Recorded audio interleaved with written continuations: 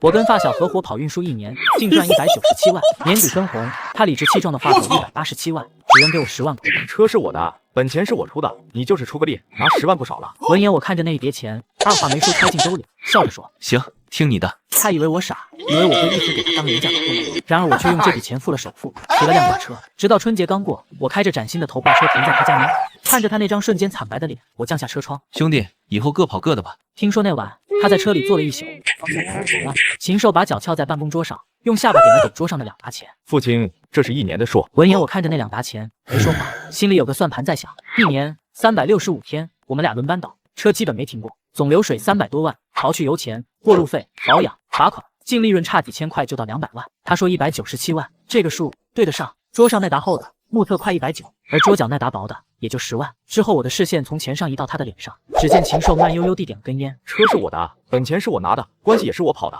你呢，就是出个人，出个力，这10万你拿着，不少了。外面找个司机，1个月1万顶天了，我还得给你交5险1金，这10万是你纯拿的。我听着，心里那根叫兄弟的弦一寸一寸的量下去。我们是穿一条裤子长大的发小。1年前，他找到我说他爸给了笔钱，买了辆头挂车，让我跟他一起跑。我说我没钱入股，他说没事，你技术好，人实在，我信你。我当时还感动的不行，我说行，利润对半分。他说谈钱伤感情，年底一块算。现在年底了，他给我算出来了，197万，我拿10万，他拿187万，这就是他说的不伤感情。一想到这里，我笑着走到桌边，拿起那沓薄薄的钱。行，之后我点都没点，直接揣进外套内兜。听你的。禽兽大概没想到我这么痛快，他愣了一下，夹着烟的手顿在半空。父亲，你别多想，我也是为你好。这行水深，你拿多了钱，怕你学坏。拿着这10万回家过个好年，给叔叔阿姨买点东西。而我点点头，谢了，秦哥。说完，我转身出了门。我没回家，身上揣着10万块钱，我怕我妈问我今年赚了多少，问我怎么跟禽兽分的，我没法说。我沿着马路一直走，这时手机响了，是柳如烟，我的女朋友。父亲，你回来了吗？叔叔阿姨都等着你吃饭呢。闻言，我强迫自己冷静，在路上了。怎么了？听着不对劲啊。没事，风大，呛着了。那你快点，我给你炖了汤。好。挂了电话，我找了个银行的自助服务点，把那一沓钱整齐的放进存款机，机器开始点钞，1万、2万、3万，最后屏幕上显示存款金额10万元整。而我看着那个数字站了很久，这就是我1年拼死拼活的价值。之后我拿出手机，打开浏览器，输入了几个字。他不是说车是他的吗？那我就买一辆我自己的。突然一个电话打了过去，是网页上留的销售电话。喂，你好，是重卡 4S 店吗？是的，先生，请问有什么可以帮您？我想问一下，解放560马力那款现在什么价？闻言，对方报了个数字。首付最低多少？我们有活动，最低可以做到10%。我心里快速算了一下，10万块刚刚够。于是我问：你们店在哪？我现在过去。销售报了个地址，之后我挂了电话，拦了辆出租车。师傅，去城北汽车城。车子开动后，我的脑子却异常清晰。禽兽，你以为我父亲是傻子？你等着，年过完这笔账，我跟你连本带利一起算。城北汽车城很大，我找到了解放的4S店，推门进去，暖气扑面而来。刚才给我打电话的销售迎了过来。你好，先生，是刚才打电话的傅先生吧？闻言我点头，是我。女人很热情，给我递了杯热水。我叫小王，您叫我王经理就行。而我没心情跟他绕弯子，带我看看车。好嘞。他说着带我走到一辆崭新的红色货车旁。亲哥，你看这线条，这大灯多霸气，560马力发动机，法式特变速箱，黄金动力链，拉什么货都轻松。之后他拉开车门，您上去坐坐，感受一下。而我则踩着踏板上了车，驾驶室很宽敞，座椅是气囊的，比禽兽那辆开了5年的旧车舒服太多了。见我神色满意，王经理笑了笑，怎么样，亲哥？而我则点点头，就他了。王经理愣了一下，估计没见过这么爽快的客户。价格呢？这车落地价大概在50万出头，您看您是全款还是分期？分期，首付10万。没问题。王经理立刻眉开眼笑，把我请进了办公室。只见他拿出合同，计算器按得噼里啪啦响。亲哥，首付10万，贷款42万，分36期，月供大概是13000多，您觉得能接受吗？闻言，我点点头，可以。我跑运输，只要有活干，1个月净赚3、4万不成问题。以前这些钱都进了禽兽的口袋，以后就是我自己的了。就在我准备签字的时候，手机又响了，是禽兽。我皱了皱眉，按了接听。喂，父亲，干嘛呢？回家数钱了。禽兽的声音带着笑意，透着一股子得意。没，随便转转。行了，别转了，早点回家陪叔叔阿姨。那10万块够你花的了。对了，过完年初6就得出发，我接了个去南方的长途单，价钱不错。他这是在提醒我，我还是给他打工的。知道了。我挂了电话，脸色沉得能滴出水。王经理在一旁看着，没敢出声。而我拿起笔，在合同上写下了自己的名字。办完手续，天已经黑透了。王经理把我送到门口，热情地握着我的手。亲哥，您放心，贷款审批很快的，最多3天。车滴滴检测要1天，上牌2天，最快年前就能提车。闻言，我点了点头。行，麻烦你了。然后我钻进一辆出租车里，我靠在椅背上，感觉浑身的力气都被抽空了。42万的贷款，每个月1.3万的月供，这笔钱像一座山压在我的肩膀上，我不能失败，不仅是为了还债，更是为了争一口气。回到家，饭菜的香味扑面而来，我爸妈和柳如烟都坐在饭桌旁，显然一直在等我。见我回来，我妈语气埋怨：“怎么才回来？菜都快凉了。”闻言，我撒了谎，公司年底事多，开了个会。可柳如烟却站起身，眼神里带着担忧：“你脸色怎么这么难看？是不是累着了？”听完我笑了笑，没事，就是有点饿。饭桌上气氛有些沉闷，这时我妈给我夹了块排骨。父亲，今年分了多少钱啊？此话一出，我爸和柳如烟也都停下筷子，看着我，而我放下碗，从口袋里掏出银行卡。妈，钱都在卡里，10万。这是我自己的工资卡，里面还有2万多存款。我故意说得很轻松，可我妈的眉头却皱了起来。10万？怎么才10万？你们不是赚了快200万吗？这个数字是我之前跟他们提过的，我早就料到他们会这么问，于是我把早就编好的说辞慢条斯理地讲了出来。今年行情不好，到处都在压价，油价又涨得厉害，刨掉本钱和各种开销，确实没剩多少。禽兽那边也要回本，他爸投的钱利息都不少。此话一出，我爸抽着烟没说话，而柳如烟看着我，欲言又止，只有我妈一脸的不相信。不可能，再怎么算也不可能只有这么点。父亲，你是不是被禽兽给骗了？闻言，我加重了语气：“妈，你别乱说，禽兽是我发小，他还能坑我吗？车是人家的，大头本来就该他拿，我就是个开车的，能分10万已经很不错了。”我说这些话的时候，心在滴血，但我必须这么说，不能让他们知道真相，至少现在不能。我不想让他们为我担心。我妈还想说什么，被我爸打断了。行了，吃饭吧，儿子心里有数。这顿年夜饭吃得索然无味。晚上，我躺在床上，柳如烟从背后抱着我。父亲，你今天不对劲，你是不是有事瞒着我？闻言，我把她搂在怀里。能有什么事，就是累了。真的？我亲了亲她的额头。真的，睡吧，明天带你去买新年衣服。怀里的人安静下来，呼吸渐渐平稳，而我却毫无睡意，睁着眼睛看向天花板，脑子里全是那辆崭新的货车。它是我的希望，也是我唯一的退路。接下来几天，家家户户都在准备年货，走亲访友，而我也装作若无其事的样子，陪着爸妈和柳如烟逛街采购。但我心里始终悬着一件事，那辆车。王经理的电话是在我签合同后的第3天打来的。亲哥，好消息，贷款批下来了，银行那边效率很高，您的征信记录非常好。我当时正在陪柳如烟看电影，接到电话，激动的差点从座位上跳起来。我压低声音走到影院外面。太好了，那车呢？车已经进车间做滴滴检测了，保证给您全面检查一遍。新车吗？咱们得仔细，上牌的手续我也在帮您办了，就是最近车管所年底忙，可能要多等2天，最晚大年29，保证让您开上新车回家过年。行，辛苦你了。挂了电话，我心里的石头落了一大半。贷款批了，就意味着这辆车已经是我的了，剩下的只是时间问题。这期间，禽兽也给我打过几个电话，第一次是问我那10万块准备怎么花。父亲，那钱别乱花，给你爸妈买点好东西，剩下的存起来，将来娶柳如烟用。他的语气充满了施舍后的优越感。第二次是除夕前一天，父亲，明天年夜饭带上叔叔阿姨和柳如烟来我家吃，我爸妈特意交代了。今年咱们赚了钱，得好好庆贺一下。我几乎能想象出他此刻的嘴脸，无非是想在他家人亲戚面前炫耀他今年赚了多少钱，顺便再展示一下他对我的大方和照顾，把我当成他炫耀成功的背景板。可我却直接拒绝了。不了，秦哥，我家里都准备好了。别啊，就这么说定了，明天下午早点过来帮忙。禽兽说着不等我说话就挂了电话，而我则冷笑一声：你想演戏，我就陪你演，我倒要看看这场戏的结局你承不承受得起。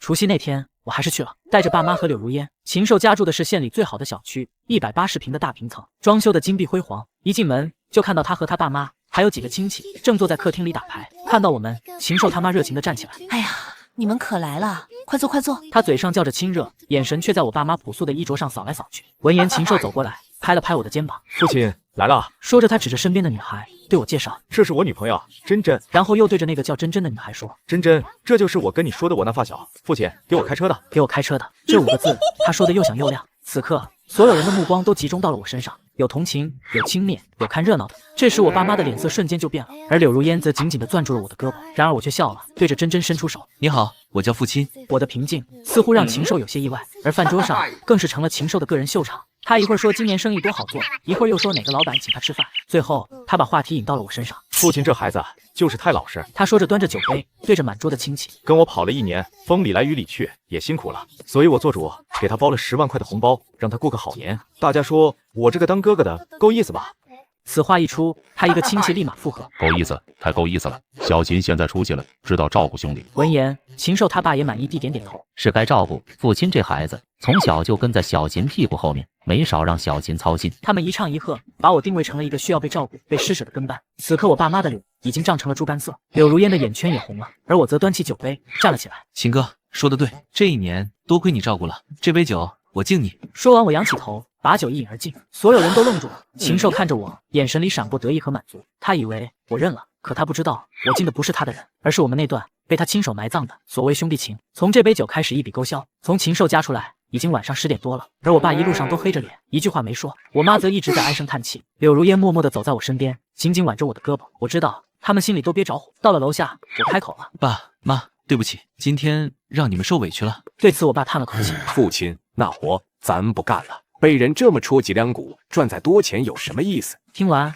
我妈也忍不住了：“就是什么玩意儿？不就是有几个臭钱吗？有什么了不起的？”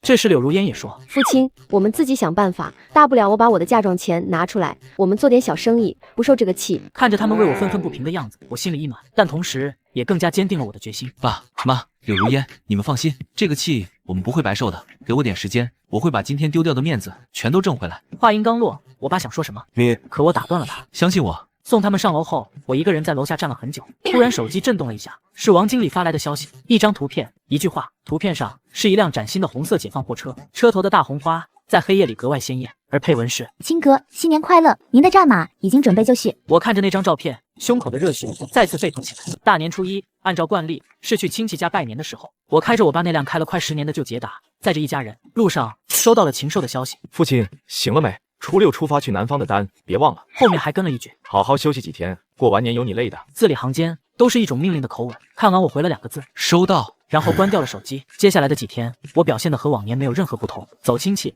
陪笑脸，发红包。对于别人问起我今年的收入，我都用之前那套说辞搪塞过去。对此，很多人都用同情的眼神看着我。父亲跟着禽兽好好干，将来他吃肉，总有你喝汤的时候。这些话我左耳朵进，右耳朵出。我知道他们不是坏心。大年初5，王经理的电话来了。亲哥，临牌办好了，明天一早您随时可以来提车。我握着电话，心脏砰砰直跳。好，这一刻终于来了。我挂了电话，对我爸妈说：“爸妈，明天我出去办点事，可能要晚点回来。”闻言，我妈问：“什么事啊？神神秘秘的。”闻言，我笑笑。好事。那一晚我又失眠了。第2天天还没亮，我就起来了。在出门前，我走进了爸妈的房间，看着他们熟睡的面容，我默默地在心里说：“爸妈，请再相信你们儿子一次，这次我不会再让你们失望。”之后，我走出家门，直奔城北汽车城。到了城北汽车城门口，我的目光第一时间就锁定了那辆红色的解放货车。它停在最显眼的位置，车头上系着的大红花像一团燃烧的火焰。在它旁边，所有的车都黯然失色。此刻，王经理已经等在门口了。他看到我，立刻搓着手迎了上来。亲哥，新年好啊！您可真准时。而我朝他笑了笑。新年好。之后，我们走到那辆货车旁，王经理打开车门。亲哥，您再上去看看，里里外外都检查一遍。而我踩着踏板，再次坐进了驾驶室。这一次的感觉和上次看车时完全不同。上次是看客，是憧憬；这一次是主人，是拥有。我用手抚摸着方向盘，感受着上面细腻的皮质纹理。之后，我检查了灯光、雨刮器、喇叭，每一个按钮都按了一遍，所有功能一切正常。这时，王经理在下面问：“亲哥，没问题吧？”闻言，我下了车。没问题。王经理把我带回办公室，拿出厚厚一叠文件。亲哥，这是购车合同、贷款合同、保险单、车辆合格证、一致性证书，您都收好。而我接过这些文件，抱在怀里。这不仅是文件，这是我后半辈子的希望。之后，他又把2把带着解放标志的钥匙放在桌上。这是车钥匙，2把，您拿好。而我伸出手，将那冰冷的金属握在手心。这时，王经理长舒了一口气，脸上堆满了笑容。手续都办完了，亲哥，恭喜您喜提新车，以后您就是我们解放大家庭的一员了。用车有任何问题，随时给我打电话。此话一出，我和他握了握手。谢谢。没有过多的寒暄，我拿着文件袋和钥匙，转身走出了办公室。我走到车前，按下解锁键，车灯闪烁了2下，发出一声清脆的回音。随后我拉开车门，坐上驾驶座。我开着它，缓缓地驶出 4S 店的大门。晨光穿过挡风玻璃，照在我的脸上，暖洋洋的。我打开车窗，让清晨的冷风灌进来，风吹过耳边，带走了所有的压抑和屈辱，只剩下一种感觉：自由。从这一刻起，我父亲不再为任何人开车，我只为我自己。我自己的路自己跑，我自己的钱自己赚，我自己的尊严自己挣回来。至于禽兽，我们的账也该从今天开始好好算算了。我没有立刻把车开往市区，我知道这么一个大家伙开到我们那个老小区，不出半小时，消息就能传遍所有人的耳朵，包括禽兽。我需要一个地方，一个能让我的战马暂时隐藏起来的港湾。在动手之前，我必须确保万无一失。我开着车上了绕城高速，新车还在磨合期，我没开得太快，时速保持在80公里，这可比禽兽那辆破车不知道强了多少倍。那辆车，禽兽总说是我占了便宜，能开上那么好的车，可他从没告诉别人，那辆车是他从一个快倒闭的物流公司用废铁价买回来的2手事故车，大梁都校正过，开在路上稍微有点坑洼，整个驾驶室都吱嘎作响，像是随时会散架。当然，为了伺候那辆破车，我学会了简单的维修。这一年，我为他省下的修理费都不止10万块，可禽兽却把这一切都当成理所当然。他觉得我就是个给他干活的，修车也是我分内的事。这些念头在脑海里一闪而过，随即被我压了下去。现在想这些已经没有意义了。高速上，车流渐渐多了起来，我开着车绕着城市跑了整整一圈，既是为了熟悉车况，也是为了享受这份迟来的掌控感。临近中午，我下了高速，根据手机导航，我把车开到了城东的一个大型物流园，这里是全省最大的货车集散地，南来北往的货车都在这里停靠、配货、修整。我提前联系好了一个停车场，1个月1000块钱的停车费，带监控，有专人看管。之后，我把车缓缓地开进停车场，在管理员的指挥下，停进了一个角落里的车位。这个位置很偏僻，不容易被人注意到。之后，我从车上跳下来，绕着我的车走了一圈又一圈，看不够，真的看不够。然后我拿出手机，想拍张照片，可举起手又放下了。不行，不能走漏了消息。禽兽，你可让我等这一天了。我在车边站了很久，直到管理员过来提醒我，停车场不能长时间逗留，我才恋恋不舍地离开了。我坐公交车回了家，推开门，我妈正在厨房做饭。跑哪去了？一大早就没影了。闻言，我随口应付，出去见了几个朋友，谈点事。什么事啊？就是关于以后工作的。一听这话，我妈停下切菜的手，转过身看着我。你真的不跟禽兽干了？闻言，我走到她身边，看着她的眼睛。妈，你相信我吗？此话一出，我妈愣住了。只见她沉默了半晌，点了点头。我信。听完，我笑了。那就行了，给我点时间，我不会让你和我爸失望的。那天下午，我的手机响了，是禽兽，他的声音听起来有些慵懒，像刚睡醒。喂，父亲，秦哥，在家干嘛呢？没出去跑跑？没，陪陪我爸妈。应该的。禽兽闻言顿了一下，明天早上8点准时到我家楼下，把车洗干净，加满油，去南方的单货主那边催了，咱们早点出发。他的语气依旧是那么理所当然，仿佛在命令一个下人。而我握着手机，指节有些发白，但我嘴上却平静地回答：好的，秦哥，我知道了，明天早上8点，不见不散。挂掉禽兽的电话，我深吸了一口气，该来的终究要来了。最后的准备工作也该开始了。我拿出了一个新的行李箱，这是去年柳如烟生日时我送给她的，她一直没舍得用。然后我打开行李箱，开始放进新的衣物。之后我又去楼下超市买了一个最大号的保温瓶，一副新的劳保手套，还有几条柔软的干毛巾用来擦车，一切都是新的。而柳如烟下班回来，看到我收拾行李，有些惊讶。你明天就要走了？我点了点头。她走过来，从背后抱住我，把脸贴在我的背上。这次要去多久？闻言，我只能模糊回答，不知道，听安排。注意安全，在外面好好吃饭，别不舍得花钱。晚上别开夜车，太累了就找个服务区睡一觉，别跟人起冲突，有事就给禽兽打电话，他路子广。柳如烟絮絮叨叨地说着，可我转过身，把她搂进怀里，吻了吻她的头发。放心吧，这次出去，等我回来，一切就都不一样了。话音刚落，柳如烟抬起头看我。父亲，你是不是有事瞒着我？而我笑了笑，刮了一下她的鼻子。傻瓜，能有什么事？等我回来，给你带礼物。我没有告诉她我的计划，不是不相信她，而是这件事风险太大，我不想把她牵扯进来。所有的压力和后果，我自己一个人扛。禽兽，你欠我的也该还了不是？那晚，我爸把我叫进了书房，许久，我爸才开口：父亲，你长大了。闻言，我眼圈红了。爸，对不起，我说这一年让你和我妈操心了。听完，我爸摆了摆手：我们不操心，我们只是心疼你，不管你做什么决定，爸都支持你。他说着拿出一张银行卡，塞到我手里。这里面有5万块钱，是我和你妈攒的养老钱，你拿着，出门在外多个钱傍身，总没坏处。而我看着手里的卡，眼圈一下子就红了。爸，我不能要。可他的语气不容置疑。拿着，我们还干得动，饿不死。你一个人在外面闯，比我们难。闻言，我紧紧地攥着那张卡，指甲都陷进了肉里。这次我没再拒绝，因为我知道这是我爸妈能给我的最沉甸甸的支持。我心里暗暗发誓，等我赚了钱，我要让他们过上最好的日子。那一晚，我一夜无眠，脑子里一遍遍地过着明天的计划，直到窗外的天色再次泛起了鱼肚白。我从床上一跃而起，换上了一件干净的夹克，一条牛仔裤，整个人看起来精神了很多。临出门前，我给柳如烟发了条消息，等我回来。然后我关掉了手机，打开门走了出去。我打了一辆出租车，直奔城东物流园。车窗外的天色一点点亮起来。出租车司机是个话痨：兄弟，这么早赶着出车啊？闻言，我点点头。跑哪条线的？还没定。哟，自己当老板的，厉害。对此我没再说话，司机也识趣的闭上了嘴。最终车子在物流园门口停下，我付了钱，推门下车。管理员认识我，朝我点点头。张老板来提车啊？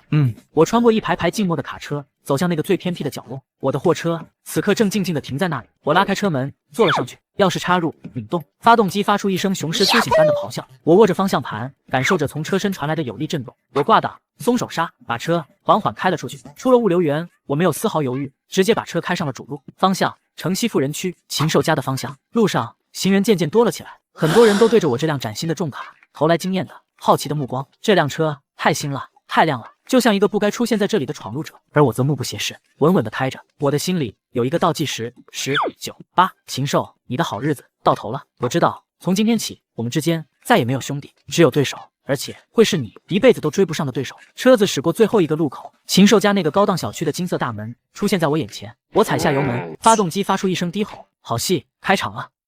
小区的保安看到我这辆巨大的重卡，直接就懵了。只见他从保安亭里冲出来，对着我使劲挥手。哎，货车不能进，你没看到牌子吗？闻言我理都没理他，我把车速放慢，稳稳地从他身边开了过去。见状，保安愣在原地，张着嘴，半天没反应过来。小区的路很宽，绿化也很好，但没有一条路是为我这种庞然大物准备的。我开得很慢，小心地避开路边的绿化带和停放的私家车。那些车在我的货车面前就像一个个玩具。我能想象得到，此刻有多少双眼睛正从一栋栋楼的窗户后面惊奇地看着我。之后我把车停在了禽兽家楼下，我熄了火，看了看手表，7点55分，还有5分钟。于是我点了根烟，摇下车窗，静静地等着。我知道禽兽此刻一定在家，他可能刚刚起床，正在吃他妈给他做的早饭。他可能还在盘算着这一趟南方之行又能赚多少钱。他一定不会想到，他的司机已经换了辆他做梦都想换的车，就停在他家楼下。果然，不到2分钟，我的手机响了，来电显示禽兽。我摁下了接听键，开了免提。喂，父亲，你到哪了？楼下。此话一出，电话那头沉默了。我能听到有拉开窗帘的声音，然后是一阵压抑的倒吸冷气的声音。过了10几秒，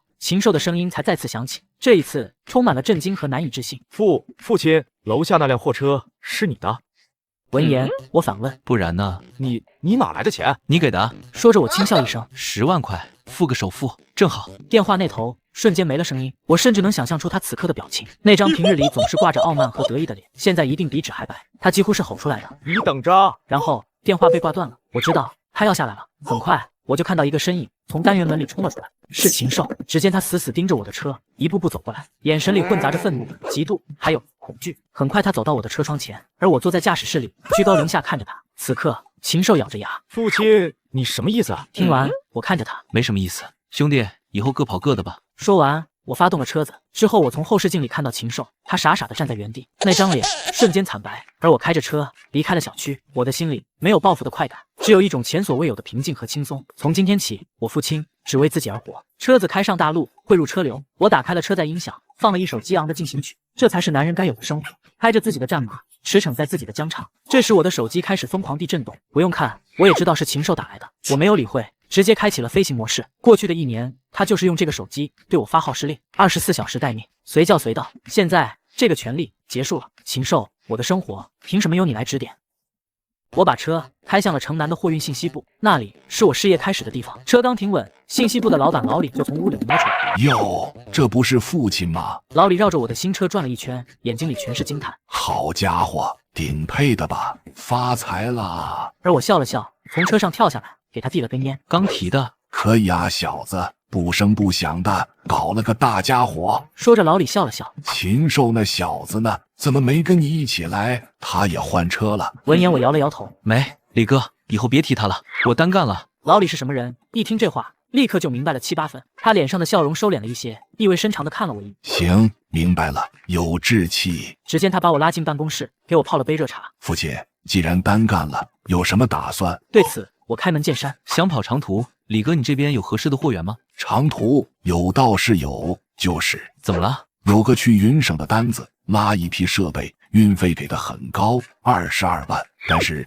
要得急，今天就得走，而且那边路况不太好，很多老司机都不太愿意去。云省路途遥远，山高路险，确实是个挑战，但运费也确实诱人。这一趟跑下来，刨去成本，至少能净赚10几万，够我还大半年的车贷了。于是我没有丝毫犹豫，我去。闻言，老李愣了一下。父亲，你可想好了，这趟活不轻松。而我看着他，想好了，李哥，我需要钱，而且我也相信我的技术，相信我的车。一听这话，老李盯着我看了几秒钟，然后重重地点了点头。好，我就欣赏你这股劲儿。你等我马上联系货主，给你办手续。他说着就拿起了电话，而我则端起茶杯，喝了一口茶水。我知道我的第一仗要打响了。就在我跟老李签合同的时候，我的另一个备用手机响了，事柳如烟。我走到门外，按了接听。喂，父亲，你干嘛呢？你手机怎么关机了？柳如烟的声音很焦急。禽兽刚才给我打电话了，跟疯了一样，问我你在哪。他说你把工作辞了，问你是不是不准备跟他干了，到底出什么事了？闻言，我十分平静。没事，别担心，我就是换了个工作而已。你跟他说，以后有事别找我，也别找你，我们已经没关系了。我的话音刚落，柳如烟那边沉默。办完手续，老黎把一张盖着公章的货运单递给我。父亲，货就在3号仓库，你去装货吧。装完货直接上高速，一路向南，路上注意安全。到了地方给我来个电话。闻言，我点点头。好，谢了李哥。说完，我转过身，大步流星地走向我的车。我发动汽车，根据老李的指示，开到了3号仓库。仓库门口，货主已经等在那里。他看到我的车，眼睛一亮。哟，新车啊，漂亮。而我则笑着跳下车。刚提的，师傅贵姓？免贵姓傅。我们俩对了货运单，确认无误。傅师傅，那咱们就开始装货吧。这批设备金贵，路上您可得费心了。放心吧，老板，稳稳当当给您送到。2个小时后，货全部装完，我亲自用粗大的缆绳和紧绳器把货物牢牢地固定在车板上，每一个节点我都检查了3遍以上。货主看着我这一套行云流水的操作，满意地点了点头。傅师傅，你这手艺一看就是老师傅，比我之前找的那些毛头小子强太多了。我笑了笑，没说话。这些手艺都是在禽兽那辆破车上被逼出来的，因为车烂，所以更要保证货物稳步，不然路上一个颠簸就可能出事。现在我有了一流的车，再加上我这一流的技术，如虎添翼。告别了货主，我开着车缓缓驶出了物流园。在路口，我停了一下，拿出手机，关掉了飞行模式。几十个未接来电瞬间涌了进来，全是禽兽的，还有几条他发来的短信。父亲，你他喵什么意思？把话说清楚。你以为买个车就牛了？你还得起贷款吗？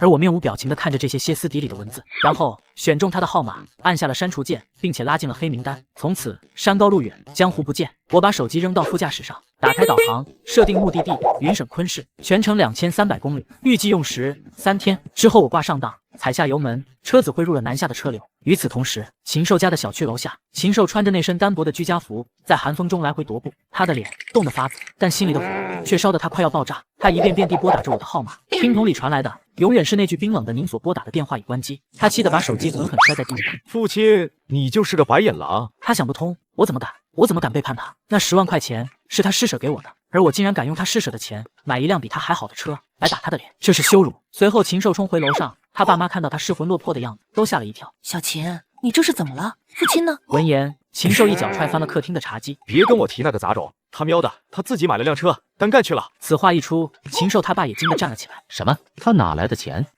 对此，禽兽双眼通红。我给他的那10万，他拿那10万付了首付。闻言，禽兽他妈气得直拍大腿。反了，真是反了天了！我们家对他那么好，他就是这么报答我们的，一条养不熟的狗。而禽兽他爸则脸色铁青。南方的那个单子呢？今天就得走吧。此话一出，禽兽大骂。管他呢！禽兽他爸则一巴掌扇在他脸上。你糊涂！这一单的违约金是多少？你不知道吗？禽兽被打懵了。他捂着脸愣愣地看着他爸。是啊，那个单子，为了拿到那个高价单，他跟货主签了对赌协议，如果不能按时把货送到，他要赔付运费3倍的违约金。他当时信心满满，因为他有我，他知道只要有我在，再急的单子都能准时送到。可现在我走了，他只剩下一辆破车和一个根本不可能完成的任务。他像是被人抽掉了几两骨，一下子瘫坐在沙发上，眼神里第一次露出了恐惧。是啊，没了我，禽兽一个人如何送货？难道他真的要赔付3倍的违约金了吗？而我这边则开心地开着车子，此刻阳光正好，透过挡风玻璃照进来，暖洋洋的。一想到禽兽那边早已暴跳如雷，我的嘴角便不自觉扬起。禽兽，事到如今，你怪得了谁？云省这一趟是我的立身之本，必须要做得漂漂亮亮。有了这笔钱，不仅能缓解车贷的压力，更重要的是能让我在这个圈子里打响名头，以后就不愁没有好活干了。中午，我在一个服务区停下，在服务区的餐厅用餐。透过窗户，我看着外面停车场上我那辆鹤立鸡群的货车，旁边还停着几辆风尘仆仆的旧卡车。此刻，几个司机正围在我的车旁，指指点点，满脸的羡慕。我靠，新车啊！这得50多万吧，真气派。哎，不知道我什么时候才能开上这种车。而我听着他们的议论，心里没有丝毫炫耀的别意，只有一种发自内心的满足。我知道他们今天吃的苦，就是我昨天经历的，而我今天的风光，也将会是他们努力的目标。吃完饭，我没有立刻出发，而是绕着车做了一次例行检查。这时，一个路过的老司机看到我检查的这么认真，朝我竖了个大拇指：“小伙子，行家。”而我朝他笑了笑。出门在外就得这么仔细。晚上10点，我感到了困意。按照以前的习惯，为了赶路，我肯定会掐自己一把，继续往前开。但今天我没有，我把车开进了下一个服务区，找了一个安静的角落停好，然后我躺在车上沉沉的睡去。而千里之外的禽兽却正经历着人生中最漫长、最煎熬的一天。他爸的那一巴掌把他彻底打醒了，他知道他闯下了大祸。去南方的那个单子，如果黄了，光是违约金就足够让他家伤筋动骨。他不能坐以待毙，他开始疯狂地打电话。喂，王哥，你手下有靠谱的司机吗？我这有个急活。禽兽把他通讯录里所有认识的跟运输行业沾边的人全都打了一遍。起初他还端着架子，觉得以他的人脉合出的价钱找个司机还不是手到擒来，但现实很快就给了他一记响亮的耳光。那些人不是说小秦啊，不巧我手下的人都派出去了，年底活多。就是说秦老板，你那个车我听说是事故车吧？我手下那帮小子金贵不敢开呀。总之，禽兽一个个电话打过去，得到的回复不是拒绝，就是狮子大开口。此刻，禽兽才发现，原来离了父亲，他什么都不是。他那辆破车，在这个圈子里是出了名的，除了我这个被兄弟情蒙蔽了双眼的傻子，根本没人愿意碰。而那些愿意接活的，开出的价钱比他这一趟的利润都高，而且还不能保证时效。禽兽的心一点点地沉了下去。他第一次如此清晰地认识到，我对他来说意味着什么。而这一切，在过去的1年里，他只付出了区10万块的红包。他一直以为是我占了天大的便宜，现在才明白，占便宜的一直是他自己。可笑的是，他还亲手把这个最大的便宜给推了出去。这时他爸看着他焦头烂额的样子，怎么样了？找到人了吗？闻言，禽兽颓然地摇了摇头，一群趁火打劫的王八蛋。对此，禽兽他爸一拍桌子，行了，别骂了，现在是说这个的时候吗？赶紧想办法。能有什么办法？一想到这里，禽兽烦躁地站了起来。要不把车卖了，赔违约金？禽兽他爸则气得浑身发抖。放屁！那辆车现在能值几个钱？卖了也堵不上窟窿。就在这时，禽兽他妈从厨房里走了出来。我倒是有个办法。闻言，禽兽和他爸异口同声地问：什么办法？去找父亲，把姿态放低点，去求求他，给他加钱20万，不30万，只要他肯回来，把这一趟跑完，什么都好说。可禽兽想都没想，就一口回绝了。不可能，让我去求他，那个白眼狼，我丢不起那个人。而禽兽他爸则怒吼：面子重要还是钱重要？你要是拉不下这个脸，那违约金你一个人赔。禽兽的脸瞬间涨成了猪肝色。第二天，我在鸟鸣声中醒来，然后我伸了个懒腰，感觉浑身的骨头都舒展开了。这是我跑车这么多年来睡得最安稳的一觉。吃过早饭，8点整，我重新发动汽车上路。今天的路程将进入丘陵地带，道路开始有了起伏。放在以前，开着禽兽那辆破车，每次遇到上坡，我都要心惊胆战。但现在，这一切都成了过去。我第一次有心情去欣赏路边的风景，那些连绵起伏的山峦，那些郁郁葱葱的树林，真美。中午，我接到了老李的电话，父亲到哪了？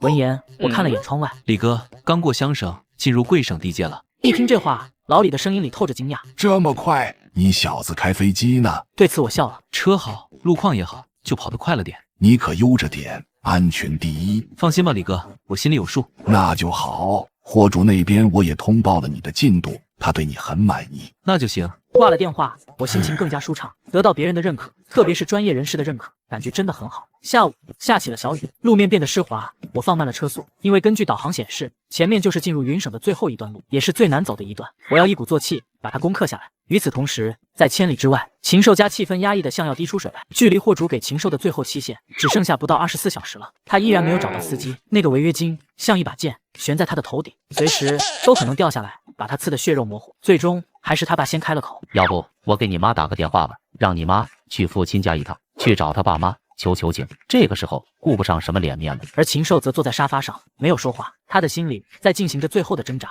这时门铃响了，这个时候了，会是谁来呢？禽兽他妈打开门，门口站着的是禽兽的女朋友珍珍。此刻她化着精致的妆，提着最新款的包包，看到屋里死气沉沉的样子，她皱了皱眉：你们这是怎么了？一个个跟奔丧似的。禽兽，你不是说今天带我去买项链吗？闻言，禽兽脸上写满了不耐烦：买什么买？老子都快破产了，还买个屁的项链！而珍珍则被他吓了一跳，后退了一步，随即脸上露出了鄙夷的神色。禽兽，你冲我吼什么？没本事就别冲大款啊！怎么，那个给你开车的穷鬼跑了，你这摊子就转不动了？早干嘛去了？平时把人家当牛做马使唤，现在知道离了人家不行了？他的话像一把尖刀扎在禽兽最痛的地方。之后，禽兽指着门口：你给我滚！听完，珍珍冷笑一声：滚就滚！禽兽，我告诉你，这事你要是解决不了，咱们俩也就算到头了。我可不想跟着一个窝囊废过苦日子。说完，他踩着高跟鞋，头也不回地走了。屋子里再次恢复了死寂，禽兽的眼神一片空洞，一切都完了。进入云省地界，路况瞬间就变了，连绵不绝的盘山公路，一个弯接着一个弯，而浓雾则把整个天地都包裹了起来，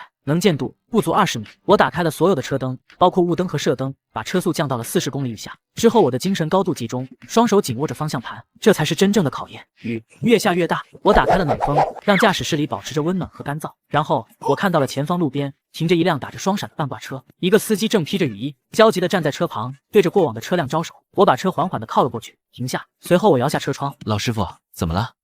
那司机看到我停下，像是看到了救星，连忙跑了过来。兄弟，帮个忙，我车爬不动坡了。他说着指着前面的一个长上坡。我这车老了，马力不够，加上路滑，轮胎一直打滑，上不去啊。闻言，我看了看他的车，是一辆很老的东风，车身上满是岁月的痕留，拉的货看起来也很沉。可我没有丝毫犹豫。行，我帮你。我从工具箱里拿出早已准备好的拖车绳，之后我把拖车绳的一头牢牢地固定在我的车尾，而另一头让那个司机固定在他的车头。紧接着，我回到自己的驾驶室，发动了车子。只听嗡的一声，我的车身微微一沉，我能感觉到后面那辆几十吨重的卡车就像一个巨大的累赘在拖着我。但我的车没有让我失望。5分钟后，我成功地把那辆老东风拖上了坡顶。我下了车，解开拖车绳，那个司机从车上跳下来，紧紧地握住我的手。兄弟，太谢谢你了，你真是我的救命恩人。他激动得语无伦次，非要从口袋里掏钱给我，而我则笑着推开了。老师傅，出门在外，谁还没个难处？快走吧，注意安全。说完，我转身上了车。天亮时分，雨停了，雾也散了，我终于开出了那段最艰难的盘山公路。昆市就在眼前，我比预定的时间提前了整整半天，到达了目的地。货主接到我的电话，简直不敢相信。师傅，你到了，这么快？路上顺利，就开得快了点。厉害，太厉害了！等他赶到交货地点，看到我那辆崭新的货车和车上完好无损的货物，更是赞不绝口。师傅，你这车，你这技术没得说，以后有活我还找你。卸完货，他当场就把22万的运费转到了我的卡上，而我心里百感交集。这是我赚到的第一笔真正属于我自己的钱。之后我给老李打了个电话，报了平安，可老李却在电话那头哈哈大笑。好小子，我就知道我没看错人，给你接了个返程的活，拉一车水果回咱们那，运费8万，干不干？闻言，我没有丝毫犹豫，干，当然干。之后我找了个洗车场，把我的车清洗了一遍，然后我开着它找了一家最好的酒店睡了一觉。此时此刻，禽兽也接到了他人生中最致命的一个电话，是南方那个货主打来的。秦老板，我的货呢？闻言，禽兽的声音抖得像筛糠。我再给你最后2个小时，如果我的货还不能从你那个破厂子里发出来，那么我们就法庭上见吧。合同上写的清清楚楚，3倍违约金，1分钱都别想少。话说到这里，电话被挂断了，而禽兽却像是被抽干了最后力气，手机从他无力的手中滑落，啪的一声摔在地上。这一次是真的晚了，60多万的违约金，这个数字像一座无法逾越的大山，轰然倒塌，把他和他一家人都压在了下面，压得粉身碎骨。第二天，我精神饱满地去水果批发市场装货，返程的路因为没有了心理压力，显得格外轻松。2天后，我回到了我所在的城市。我没有先回家，而是直接把车开到了银行。我走进贵宾室，把银行卡递给了客户经理。你好，我想提前还一部分车贷。客户经理愣了一下，接过我的卡。当他看到我卡里的余额时，眼睛亮了。傅先生，您确定吗？对此，我点点头，确定。之后，我把这一趟赚到的钱，除了留下几万备用之外，剩下将近30万，全部还进了贷款里。办理完手续，我看着贷款余额瞬间少了一大截，一种前所未有的踏实感和成就感涌上心头。从银行出来，我才开车回家。我把车停在了小区门口最显眼的位置，那俩崭新的货车在阳光下熠熠生辉，引来了无数邻居的围观和议论。这谁家的车啊？太气派了！好像是老傅家那小子的。父亲，他不是给禽兽开车的吗？哪来钱买这么好的车？你还不知道吧？人家早单干了，听说出息大了。而我听着这些议论，没有理会。我提着给爸妈和柳如烟买的礼物，径直上了楼。推开家门的那一刻，我爸、我妈还有柳如烟都愣住了。见状，我笑了笑。我回来了。闻言，我妈第一个反应过来，冲过来抱住我，眼泪一下子就流了出来。父亲，你这孩子跑哪去了？电话也打不通，急死我们了。而我则拍着他的背，没事儿，妈，我这不是好好的回来了吗？柳如烟也走过来，红着眼圈，默默地帮我拿下身上的行李。我爸看着我，虽然一句话没说，但我能看到他眼角的欣慰。那晚，我们一家人吃了顿团圆饭，我把这几天的经历轻描淡写地告诉了他们。当他们听到我一趟就赚了30万时，全都惊得说不出话来。我爸更是激动的连喝了3杯白酒。好样的，我儿子有出息了。此刻我看着他们开心的笑脸，觉得我这几天吃的所有的苦都值了。而就在我们家欢声笑语的时候，禽兽家却是一片愁云惨淡。他家的房子已经挂在了中介网上，那辆他曾经引以为傲的宝驴车也低价处理了，但这些钱还远远不够堵上那几十万的窟窿。他爸妈一夜之间愁白了头，而禽兽自己则像丢了魂一样，整天把自己关在房间里，不吃不喝。那辆他开不走，也找不到人开的破旧半挂车，还停在原来的地方，成了他心头一根拔不掉的刺。这天，他接到了一个电话，是一个收2手车的车贩子。喂，秦老板吗？你那辆半挂还卖不卖了？闻言，禽兽的声音有些嗫嚅。卖。行，我过去看看车。半小时后，车贩子来了，绕着那辆车敲敲打打，一脸的嫌弃。秦老板，你这车不行啊，大梁动过，发动机漏油，变速箱也有问题，这整个就是一事故车翻新啊！我最多给你出这个数。他说着伸出3根手指。见状，禽兽的眼睛一下子红了。3万！这辆车他当初买的时候虽然是2手，但也花了他爸20多万，现在只能卖3万。对此，车贩子一脸无所谓，爱卖不卖，你这破车也就我敢收，卖给别人，人家还嫌占地方呢。闻言，禽兽无力地点了点头。卖！办完过户手续，车贩子把3万块钱现金扔给了他，然后找了个司机，准备把车开走。就在这时，一辆崭新的货车从不远处开了过来。那辆车，禽兽到死都认识。他看到我，从驾驶室里跳了下来，而我看也没看他一眼。此刻，禽兽看着我那辆威武雄壮的新车，再回头看看自己那辆像一堆废铁一样即将被拖走的破车，一股难以言喻的愤怒瞬间冲垮了他所有的理智。他疯了一样冲到自己那辆破车的驾驶室里，隔绝了外面的一切。只听啊的一声后，禽兽用拳一下又一下的砸过。可是这又有什么用呢？之后我收回目光，继续向前走去。我和禽兽早已不是一个世界的人了，他的悲惨与我无关。之后我把车停好，回了家。现在我做的第一件事是拉着柳如烟去了市里最大的商场。喜欢什么随便挑。此刻柳如烟看着琳琅满目的珠宝和名牌包，有些不知所措。她是个好女孩，勤俭持家，从不乱花钱。太贵了。闻言，我拉着她的手走到一家金店的柜台前，指着一条我早就看好的铂金项链，把这个包起来。此话一出，服务员的眼睛都亮了。柳如烟则连忙拉我，父亲，别，我不要。可我却笑了，傻瓜，这是聘礼。听完，柳如烟捂着嘴，眼睛里蓄满了泪水，而我没再多说，直接刷了卡。之后我拉着她走出了商场，外面的阳光正好，我单膝跪地，在人来人往的广场上打开了那个盒子。柳如烟，嫁给我。周围的人群发出一阵善意的惊呼，而柳如烟笑着重重地点了点头。周围响起了热烈的掌声。那一刻，我感觉我拥有了全世界。我用赚来的钱在市中心一个很好的小区付了首付，一套130平的3居室，房产证上写的是我和柳如烟2个人的名字。我爸妈来看新房的那天，激动的眼眶都红了。好，真好，我们家父亲有出息了。从此我的事业也走上了快车道。那个云省的货主成了我的长期客户，他手里的设备单全都指定让我来拉，运费高，结款快。老李那边也把最好的货源都留给了我，而圈子里的司机们都开始叫我亲哥。他们羡慕我的车，羡慕我的活，但他们更佩服我的技术和人品。我知道口碑才是一个人立足的根本。我不再需要每天都守在信息部等活，我的活多得排不过来。我开始考虑是不是该买第2辆车了。我甚至组建了一个小小的车队群，把一些信得过的、技术好的老司机拉了进来。有我一个人干不完的活，我就分给他们，而我只抽一点点信息费，保证他们能赚到钱。我不想成为第2个禽兽。我知道钱是赚不完的，但人心丢了就再也找不回来了。有一天，我在物流园指挥装货，一个穿着时髦的女人朝我走了过来。见状，我皱了皱眉，是真真，禽兽的前女友。她上下打量着我，眼神里充满了惊奇。父亲，我差点都没认出来。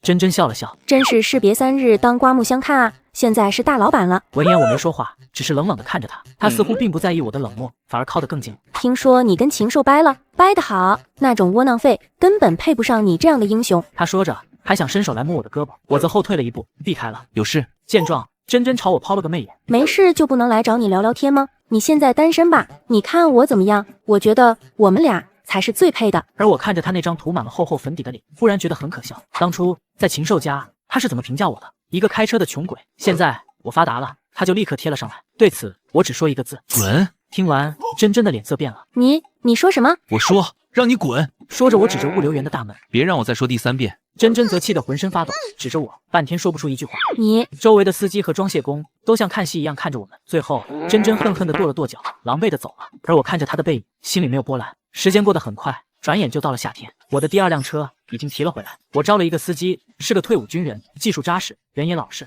我给他开了行业内最高的工资，还交了全额的5险1金。他对我感激涕零，干活格外卖力。我的小车队算是正式成立了，而我和柳如烟的婚礼也提上了日程。我们选了一个好日子，就在秋天。那天，我开着车去城郊的一个配件市场买东西，在一个十字路口等红灯的时候，我无意间瞥向了路边，我看到了一个熟悉的身影，禽兽，他怎么会在这里？此刻，禽兽正穿着一身洗得发白的保安制服，戴着一顶歪歪扭扭的保安帽。他正站在一个工地的门口，有气无力地指挥着进出的渣土车。夏天的太阳很毒，汗水顺着他的脸颊不停地往下流。他瘦了很多，也黑了很多。当初那个意气风发，把脚翘在老板桌上的禽兽，已经彻底消失了。绿灯亮了，我踩下油门，车子缓缓地向前驶去。我们就这样擦肩而过，他活在自己的地狱里，而我早已走向了新生。婚礼前的1个星期，一个陌生的号码打到了我的手机上。是父亲吗？闻言我愣了一下，这个声音有些熟悉，是禽兽的妈妈。阿姨，有事吗？我的话音刚落，电话那头传来了压抑的哭声。父亲啊，阿姨，求求你救救我们家小琴吧，他快不行了。听完，我皱了下眉。他怎么了？自从家里出事后，他就一直把自己关着。前几天还找了份保安的工作，干了没几天就被人辞了。现在他天天在家喝酒，谁劝也不听，人都快喝废了。父亲，阿姨知道以前是我们家对不起你，是我们家小琴猪油蒙了心，做了错事。可你们毕竟是从小一起长大的兄弟呀，你能不能来看看他，劝劝他？他现在谁的话都听不进去，可能就听你的。而我听着电话里他断断续续的哭诉，心里没有波澜。兄弟这个词从他嘴里说出来，我觉得无比的讽刺。当初在年夜饭的饭桌上，他们一家人是怎么羞辱我爸妈的？他是怎么用那种高高在上的眼神打量着我们一身的廉价衣服的？现在落魄了，又想起兄弟了。之后我开口了，阿姨，我想你打错电话了，我跟禽兽早就不是兄弟了。从他把那10万块钱扔在我面前的那一刻起，就不是了。他的死活与我无关。说完，我没有再给他说话的机会，直接挂断了电话。婚礼那天，我开着我的货车，后面跟着一个由10几辆豪车组成的车队，去迎接我的新娘。那场面轰动了整个城市。在酒店的门口，我抱着穿着洁白婚纱的柳如烟走下车，在亲朋好友的祝福声中，我眼角的余光好像瞥到了一个熟悉的身影。在马路对面远远的人群里，一个穿着旧夹克、头发乱糟糟的男人正呆呆的望着这边。是禽兽，他的眼神里充满了复杂的情绪。然而我只看了他一眼，便收回了目光。从此，我的世界里只有阳光、幸福和光明的前程。婚后的生活平淡而又幸福。柳如烟辞掉了原来的工作，专心帮我打理车队的账目。我爸妈也搬进了我们的新家，每天他们就负责给我们做饭，收拾屋子。而我的生意越做越大，我不再需要自己亲自跑长途了。我成立了一个小小的物流公司，从一个司机变成了一个真正的老板。而我的名字父亲在整个城市的物流圈里成了一块金字招牌。我给跟着我干的司机们都提供了最好的待遇，我让他们每个人都活得有尊严、有盼头，因为我知道人心比钱更重要。1年后，柳如烟怀孕了。这个消息让我们全家都沉浸在巨大的喜悦里。我减少了工作量，每天都尽可能的早回家陪着她。又一个冬天来临了，我们一家人围坐在温暖的客厅里看着电视，而柳如烟的肚子已经高高隆起，她靠在我的肩膀上，脸上洋溢着幸福的微笑。这时电视里正在播放本地新闻。近日，我市警方在城中村的一次清查行动中，捣毁了一个赌博窝点，抓获涉赌人员10余名。画面上，一个个垂头丧气、戴着手铐的人被警察押上了警车，其中一个身影，我还是一眼就认了出来，禽兽。他比我上次见到时更加的颓废。新闻里说，他因为欠下巨额赌债，已经把家里最后一点能卖的东西都卖光了。而我看着那张熟悉的脸，心里没有任何的快意，也没有任何的同情，只是觉得有些唏嘘。之后我拿起遥控器换了个台，一个轻松的综艺节目让客厅里再次充满了欢声笑语。窗外雪下得更大了，整个世界都被装点的一片洁白。从此以后，我的人生一路阳光。